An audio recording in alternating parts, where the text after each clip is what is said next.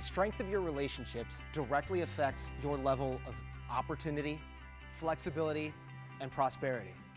Chances are there's a handful of you here who actually like networking, and the rest of you pretty much hate it, and that's normal. So today, I'm going to show you how to leverage connections to hustle opportunity, how to kick your competition's behinds by making sure that you build those relationships those guys can only freaking dream about, and how to turn something most of us dread into one of your greatest competitive assets. Networking is a way of being. It's a set of habits. This isn't something you just turn on and off. It's also not something that you need to be born into. You don't have to go to a fancy private school to acquire it, and you don't need to marry into it. However, if you can pull that one off, highly recommend it. Now here's your first bit of homework, and only the top 1% of you are actually gonna bother doing this.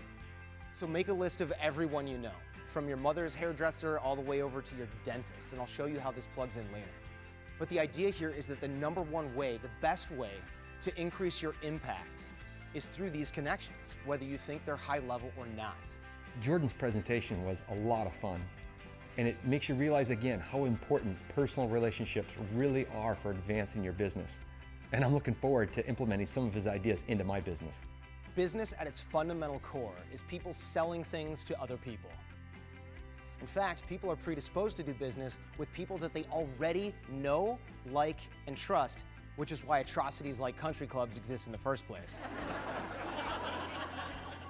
And you probably already heard that you only go as high as your 5 closest friends. And there's no better way to keep your circle filled with high achievers than to be very consistent and very intentional about the relationship development process. This isn't some game that you play that you secretly or not so secretly hate because you need the spoils. There has to be a win on all sides. And if someone's not in integrity or their values do not align with yours, do not build your network around them. If you surround yourself with high achievers in business, you will crush. Conversely, the best idea, the most brilliant idea will fail if you don't have the right people around you to help it take off. So you can see this skill set is absolutely crucial, whether you work for a corporation, you work for a startup, or you work for yourself. You just can't do it alone, and you don't have to. Jordan has lived an incredible life, and he would love nothing more than to share his journey and his experiences with you so that you can live the charmed life that you've been dreaming about for years. Ask yourself, how can I get people emotionally involved in my success? People out there can help you, and they will help you if you get them invested in you by actively helping them achieve their goals. So start thinking of yourself as a brand, because people buy you. The number one rule of networking: build it before you need it.